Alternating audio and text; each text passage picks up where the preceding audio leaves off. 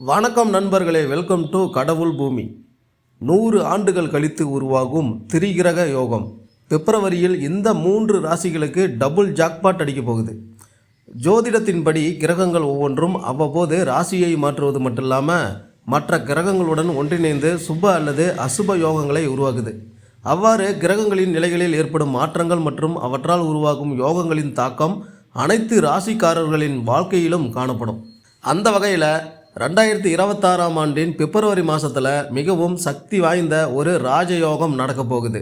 அதுதான் திரிகிரக யோகம். இந்த யோகம் பார்த்திங்கன்னா 3 கிரகங்கள் ஒரே ராசியில் இருக்கும்போது உருவாகும்.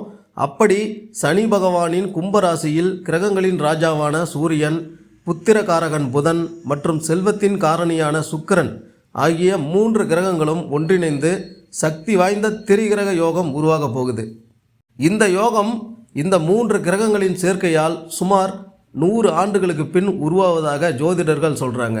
இந்த ராஜயோகத்தின் தாக்கம் அனைத்து ராசிகளிலும் காணப்பட்டாலும் 3 ராசிக்காரர்கள் தங்களின் செல்வத்தில் நல்ல உயர்வை காண போகிறாங்க.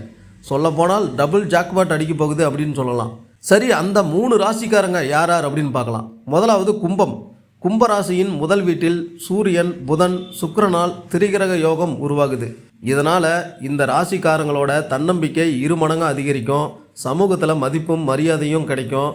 திருமணமான தம்பதிகளுக்கு குழந்தை பாக்கியம் கிடைக்கும். காதல் வாழ்க்கையில் மகிழ்ச்சியும் இனிமையும் அதிகரிக்கும். காதல் உணர்வு அதிகரிக்கும். வாழ்க்கை துணையுடன் நல்ல நேரத்தை செலவிடும் வாய்ப்பு கிடைக்கும். கூட்டு தொழில் செய்கிறவங்களுக்கு இரட்டிப்பு லாபத்தை கண்டிப்பாக கொடுக்கும். அடுத்து மேசம். மேசராசியின் 11வது வீட்டில் சூரியன், புதன், சுக்கிரனால் திரிகிரக யோகம் உருவாகுது. இதனால் இந்த ராசிக்காரர்களின் வருமானத்தில் நல்ல முன்னேற்றம் ஏற்படும். புதிய வருமான ஆதாரங்களை உருவாக்கும் வாய்ப்புகள் கிடைக்கும். நிறைய பணத்தை சம்பாதிக்கும் வாய்ப்புகளும் கிடைக்கும். தொழிலில் எதிர்பாராத அளவில் முன்னேற்றம் கிடைக்கும். நீண்ட காலமாக இருந்த பிரச்சனைகள் படிப்படியாக குறையும். திருமணமான தம்பதிகளுக்கு குழந்தை பாக்கியம் கண்டிப்பாக கிடைக்கும். அடுத்து மிதுனம். மிதுன ராசியின் 9வது வீட்டில் சூரியன், புதன், சுக்கிரனால் திரிகிரக யோகம் உருவாகுது.